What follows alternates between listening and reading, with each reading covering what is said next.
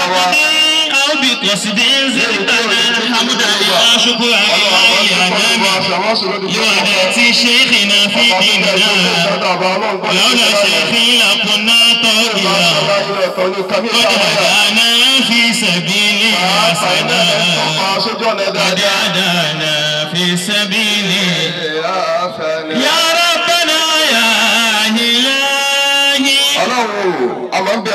اغفر تجعل الدين وجعله بسوداه بنعمة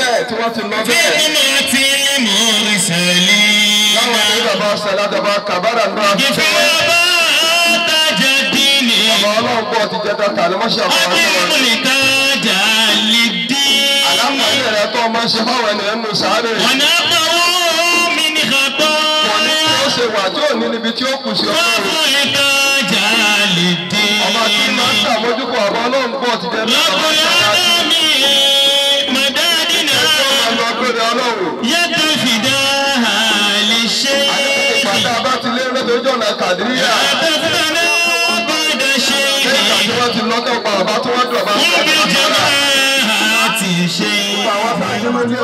من المرض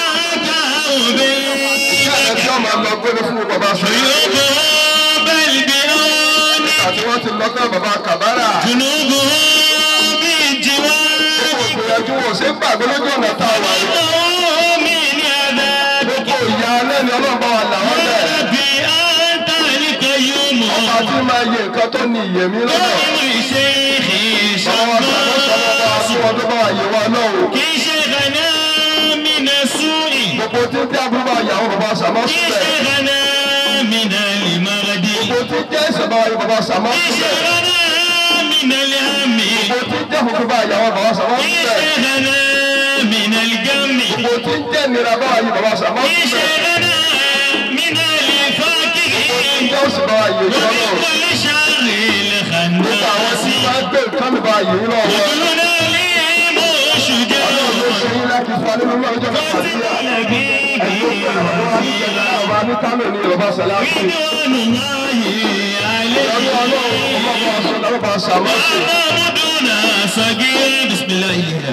بسم الله الرحمن الرحيم إلى في قريش إلى الشتاء والصيف فليعبدوا رب هذا البيت الذي أطعمهم من جوع وآمنوا من خوف. أعوذ بالله من الشيطان الرجيم. بسم الله الرحمن الرحيم. أعوذ بالله من الشيطان الرجيم. بسم الله الرحمن الرحيم. Ẹ dákun gbogbo àwa tí a wà ní ìkàlẹ̀ yìí. Béèyàn bá nípìn nínú oríire kò ní débí. Ayakumullahu. Ẹni Ọlọ́run yọ́nú sí náà ló fi ra rẹ̀ ẹlẹ́ Ọlọ́run mú débí. Allah. Gbogbo ọdún bá mọ̀ pé onífẹ́ ànábì lódodo dákun bá mi yọ̀ǹba ànábì Muhammad dáadáa. Sallallahu alayhi wa sallama. Mo kí bàbá wa ẹni tí Ọlọ́run fi gbogbo àkóso ìlú Ìlọrin lé lọ́wọ́. Bàbá wa ọba ìlú Ìlọrin. Sheikh adama Allahu hayatahu. Wallahu yasimuka minan nasi. Mo kí bàbá wa Ṣífì ìmáàmù àgbà fún gbogbo ìlú Ìlọrin. Sheikh adama Allahu hayatahu. Nítorí àkókò mo kí bàbá wa Agbani bàbá wa Ṣéhù Sọlá ti tòní. Sheikh Ọlọ́run jẹ́ kí a rí bàbá wa pẹ́. Amin lana khaybu ajdadi bihi tamma fakhuna. Ina gaida iyayenmu, shugabanninmu, tun da gidanmu na Kabara. Lana khaybu ajdadi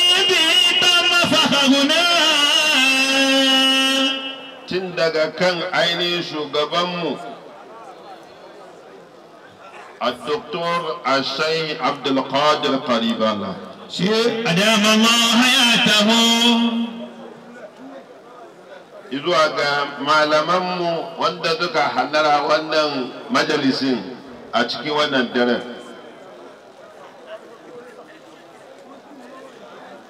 Mo á fi ti gbogbo àwọn bàbá yìí mo fi kí bàbá àwọn ọlọ́lá àwọn ẹni ọlọ́run àwọn aláṣẹ wọn pọ̀ lórí kalẹ̀ yìí. Ayakumullahu. Ẹ dákun mo fi bàbá Sàláàtì mo fi kí gbogbo wa lápapọ̀ tó fi dọ́nà bàbá wa ṣífì ìmáàmù gbogbo ìlú Ọ̀fà. أدام الله حياته. السلام عليكم ورحمة الله تعالى وبركاته. عليكم السلام ورحمة الله وبركاته. Ẹ dákun gbogbo ìjókòó tí a jókòó lálẹ́ yìí níbí. Gbogbo àwọn tí wọ́n ń pè tí wọ́n ń sọ̀rọ̀ mo rí pé olóyè onílàákàyè ni wọ́n. Ayakumullahu. Ọ̀jọ̀gbọ́n èèyàn sì ni wọ́n á sọ nǹkan tí ó bà nǹkan jẹ́. Gbogbo àwọn tí wọ́n sọ̀rọ̀ ń bẹ ìdínú mi ò sùn mo di ìdí màmá látọ̀mtọ̀ mo pálí kan ni. Ayakumullahu. Lana khayru ajdadi bi tamafahuna.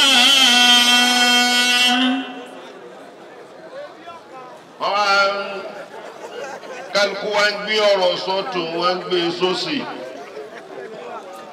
wọ́n wá ń bu tútù sí gbogbo tí ń bẹ lẹ̀. Ayakumullahu.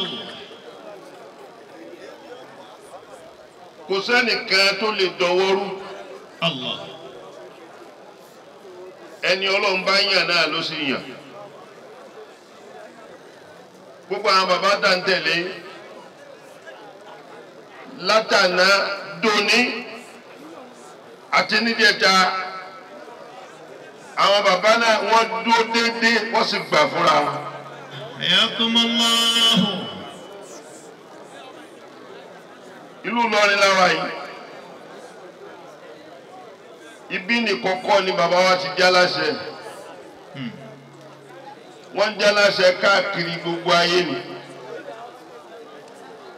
Bàbá wa almarhum الشيخ أحمد الرفاعي عند الصلاة. شيخ رضي الله تعالى عنه. Ẹ dákun níbi tí ọ̀rọ̀ gbé dé lónìí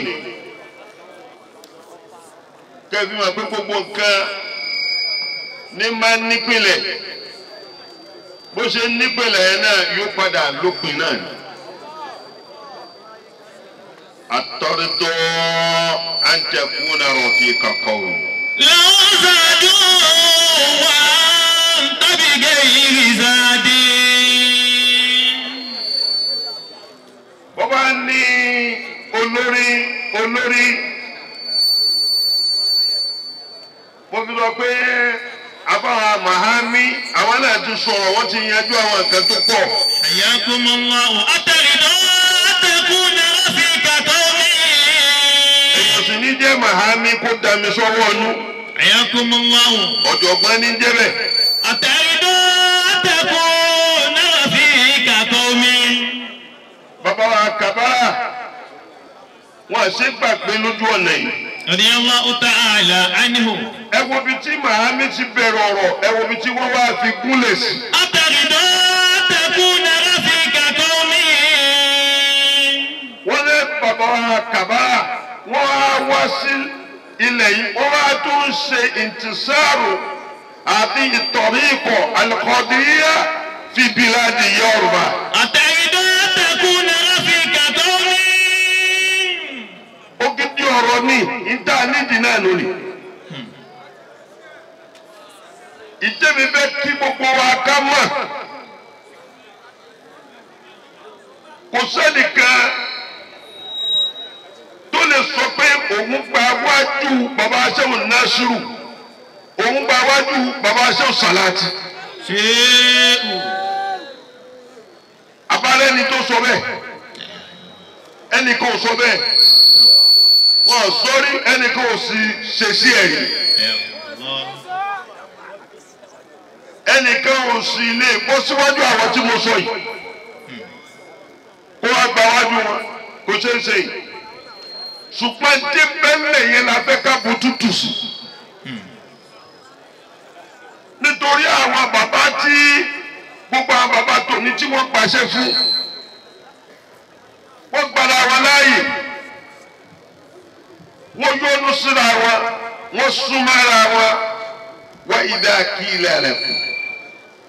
أعوذ بالله من الشيطان الرجيم بسم الله الرحمن الرحيم يا أيها الذين آمنوا ọlọ́run ní gbogbo ẹ̀mú mi ní ẹ̀yin ni mò ń bá sọ̀rọ̀. إذا قيل لكم تفسحوا في المجالس tí a bá lẹ́nìkan tí ń bá sọ fún yín pé ẹ dákun tafassahu fil majalis. تفسحوا في المجالس ẹ sún sóhun ẹ gbára yín láàyè níbi ìjókòó. فافسحوا يفسح الله لكم tafassahu ẹ̀yin náà gbìyànjú ẹ sún fúnra yín ẹ gbára yín láàyè. يفسح الله لكم bàbá aṣẹ́wó Nasiru Kabara wọ́n gba gbogbo ayé láàyè. حياكم الله bàbá aṣẹ́ Ahmadu Rufai Dasalati wọ́n gba gbogbo ayé láàyè ni. حياكم الله gbogbo àwa tá a jẹ́ olórí ìwà lójú ọ̀nà tẹ̀ríkà yìí àwa jẹ́ ọmọlẹ́yìn yìí ni ẹ dákun ẹ fọwọ́wọ́nú ẹ gbà kó wá láàyè. حياكم الله kò sẹ́nìkan tó lè sọ pé ti Salati báwo ni mi ò tí ro ń tọ̀ nílẹ̀ Yorùbá yìí mi ò tí rí ṣùgbọ́n ìgbà ara ẹni láàyè kí bàbá Salati máa lọ báyìí kí bàbá ọlọ́gbọ́n wá tẹ̀lé wọn الله kí bàbá Najimuddin Al-Kubra kí wọ́n tẹ̀lé wọn Allah. mo fẹ́ wojú ẹni tó fẹ́ kojú Salati. لا إله إلا الله ta ni ó kojú Salati. bàbá tó ní Kabara wọ́n ṣe dáadáa púpọ̀ dáadáa tí wọ́n ṣe lẹ́rìí o ní year 2016 Abdulmumin da حياكم الله abayi wọ́n wá ṣe conference kan ní Abuja tó lágbára bàbá sọ fún bàbá olóńgbò tàná wọ́n á ní ẹ dákun ẹ̀kọ́ tíra tani ẹni tó ṣe intisaru tariqatul Qadiriyya fi biladi Yorùbá. حياكم الله ó ní tọ́pìkì tí wọ́n fi kó wa lọ́dún náà. bàbá ọlọ́pàá tàná ní Ibrahim lọ kọ́ èyí ò ní mo ṣe lọ kọ́ pẹ̀lú yẹ̀ǹda tiwọn àmọ́ tí wọ́n ní kí n kọ́ náà mo kọ́. الله bàbá ọlọ́pàá tàná ní lọ kọ́ síbẹ̀ wípé ní gbogbo kàràkàrà ilẹ̀ Yorùbá lápapọ̀ ẹni tó ṣe yín ti ṣàrò àwọn ò sọ pé ojú ọ̀nà mímọ́ o ẹni tó ṣe yín ti ṣàrò Tariqatul Qadiriyya tí bàbá ọlọ́gbọ́n tẹ̀lé tí wọ́n ń dààmú lẹ́yìn wọn Àfà Salati. الله شيء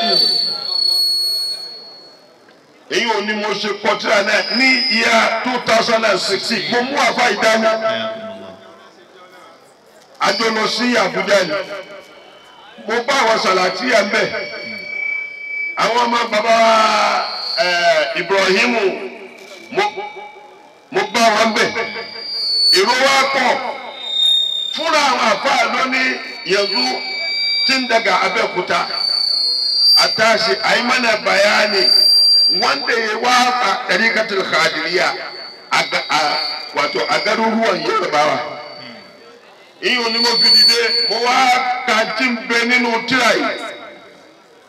Gbogbo àwọn Haúsá mo wá wò pé Sọlọ́run ti gbé mímọ̀ Haúsá kò lọ́pọ̀lọ́ wọn ó ti darí mímọ̀ Yorùbá sọ́pọ̀lọ́ wọn ni wọ́n á bẹ̀rẹ̀ sí ní pariwo lọ́dún náà. الله èyí òun ló fi dájú wípé nílẹ̀ Yorùbá lónìí làwọn tá a máa rí tí wọ́n tí wọ́n mọ̀ kẹ́kálẹ̀ bàbá Ìmáàmù Ọ̀fàrè bàbá náà ṣe dáadáa púpọ̀ lẹ́ni tó kọ́ wọ́n fẹ́ kí nǹkan kó sopọ̀ wọ́n fẹ́ kí nǹkan kó dàrú bàbá náà wá kọ́ ilé ó ní ti bàbá Sàlátìrì ó ní ti bàbá Ṣéhù Násírù Kàbárà rè ó ní ti bàbá Olóńgbò rè ó ní ti bàbá Nájímù rè ó ní ti bàbá ní Òǹṣogbo rè wọ́n wá kọ́ gbéra wọn bẹ́ẹ̀ ẹ̀mí tí mo ti lọ ọbẹ̀ tí mo sùnmẹ̀. lórí pé kí gbogbo nǹkan gbogbo ilẹ̀ Yorùbá gbogbo tọ̀rí gbogbo Kàdíríyà tó ń bẹ ilẹ̀ Yorùbá ìkan náà ni gbogbo wa tí gbogbo wa sì ń tẹ̀lé àfa Sàlátì. Ṣéhù adamallahu hayatahu. ó wá lè lọ ṣe tíra tiẹ̀ o ipò lẹ́nìkan tó tún tán ìmọ̀lẹ̀ Kàdíríyà káàkiri agbègbè ilẹ̀ Yorùbá àmọ́ lọ́dọ̀ tiwa nílé bàbá Olóńgbò l'Abẹ́òkúta ẹni tó tan ìmọ̀lẹ̀ mímọ́ Kàdíríyà àti harakatul Kàdíríyà káàkiri agbègbè ilẹ̀ Yorùbá bàbá Ṣéhù Sàlátì ni. Wassalamu alaikum warahmatullahi ta'ala wabarakatuh.